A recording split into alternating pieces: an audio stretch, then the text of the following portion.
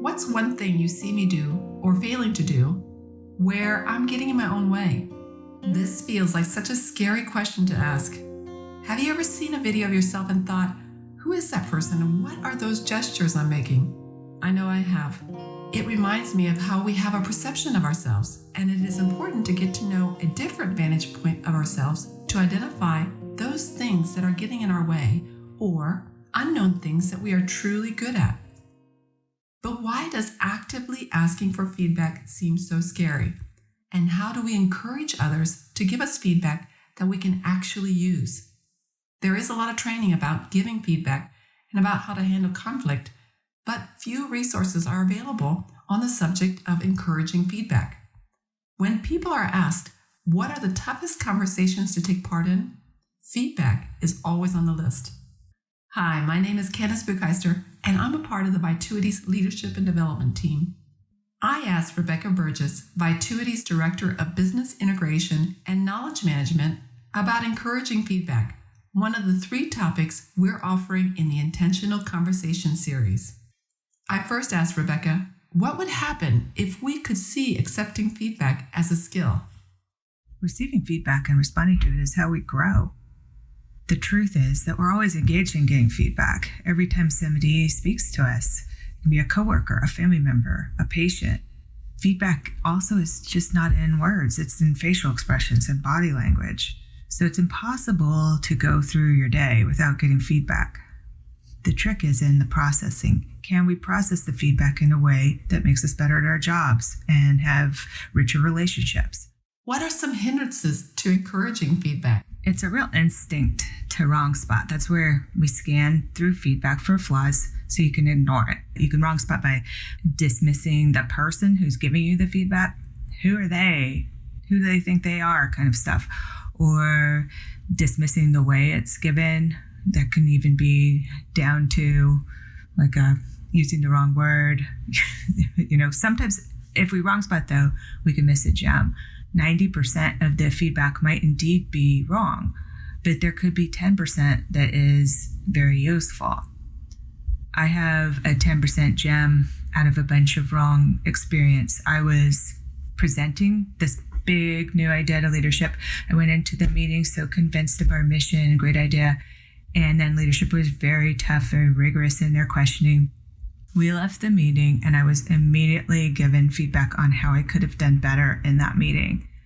I was super emotional and clearly near tears. It was a public setting. It was given in front of another colleague. So clearly there was enough I could wrong spot on the delivery. However, what was actually said, to not let my passion for what I'm asking for get in the way of the ask, that has been truly helpful.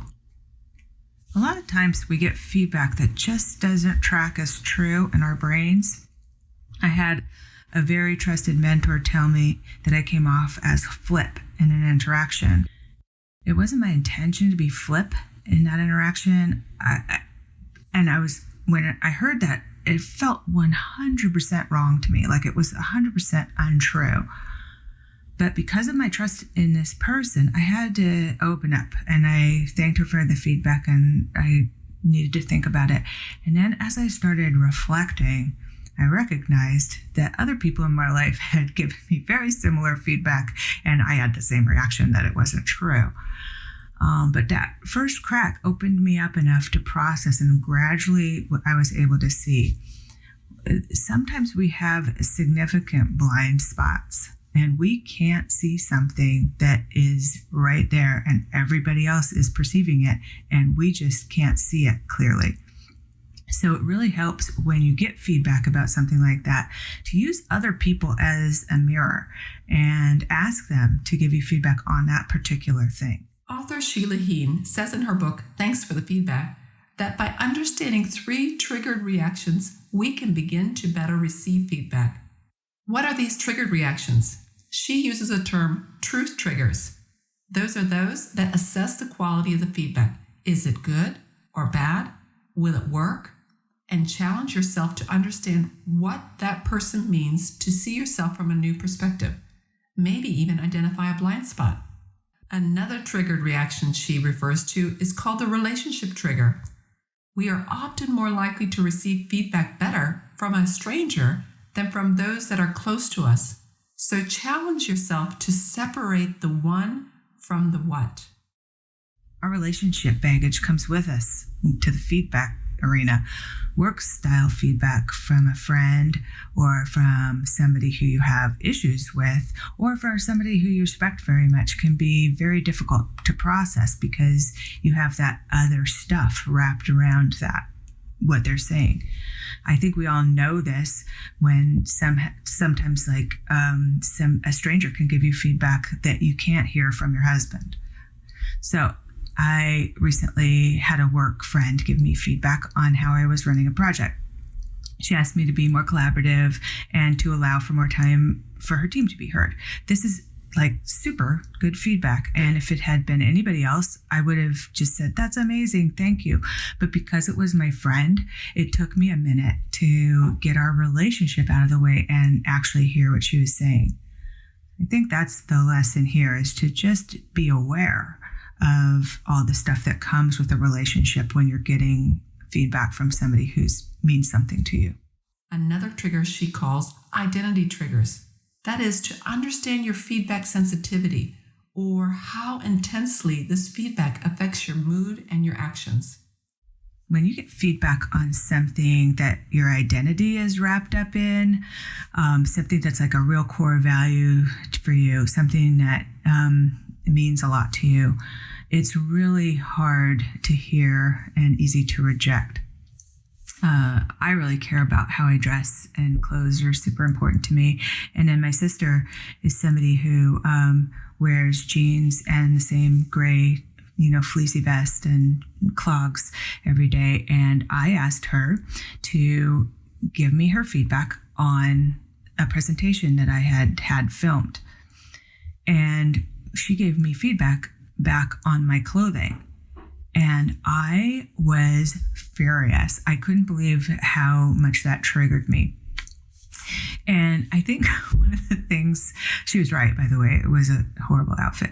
But one of the things that we need to do in those kind of situations is maybe let people know if you're super sensitive about getting feedback in an area or on a certain thing.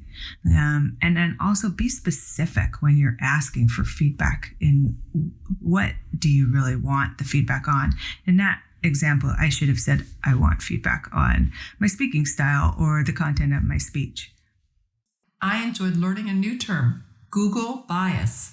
Rebecca will explain this and tell us how it affects receiving feedback. This is sort of the opposite of what we've been talking about, which is how to open up or hear something that you're closed to.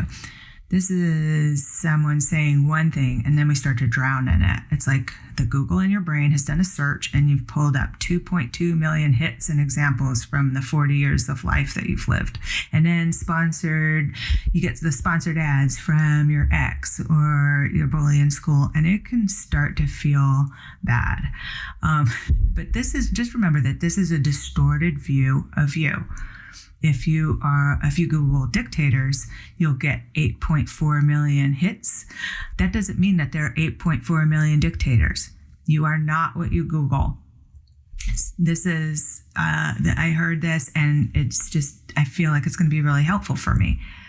Recently in a lessons learned session we had after a project, one of the team members mentioned that I could have tightened up the expectations that were set off, that I did at the beginning of the project. And this set off my internal Googling, as expectation setting is an area that I've always struggled with. And then I started to be really critical about my performance on every other area of the project. And finally, one of my team members pulled me out and told me to stop. I feel like now that I have this concept as a tool, I'll be able to maybe do it myself. What's something we can practically do if we are getting overwhelmed with our feelings during receiving feedback? You can always thank the person and just be honest about your ability to hear and take in what they're saying. It's I don't think anybody would mind hearing the words like, I really want to hear what you're saying, but I am not in a place right now where I can listen to it. So can we talk about this tomorrow? My therapist told me that we're all like teacups that can only hold so much tea. And there are some people who just keep pouring in the tea and pouring in the tea and pouring in the tea. And you need to ask those people to just give you feedback in sip-sized doses. That image really has been helping me. But even when we're really emotionally triggered by receiving the feedback, remember the person who's in front of you and the courage it took for them to give you feedback instead of just talking about you behind your back or thinking thoughts about you, especially if you're a person in authority. In all these situations, thanking people for the feedback is so important. You can just keep that lane open. It can be really hard to remember, but just try to remember to say those words, thank you for sharing that. Take time and process. One last thought. When you focus on explaining the reason why that feedback was wrong or give excuses as a response to the feedback, you shut down the opportunity for future feedback. It also shuts down the opportunity for your community to be honest with you, which creates a barrier to vulnerable leadership. Here is your call to action. Take notice of how often you receive feedback. How do you respond? Ask yourself, are you inviting feedback? Additional resources to continue your learning on this subject are the books Thanks for the Feedback and The Feedback Fix. Dump the past, embrace the future, and lead the way to change. When you're thinking about encouraging feedback, remember, the people around you that are closest to you want a few more upgrades.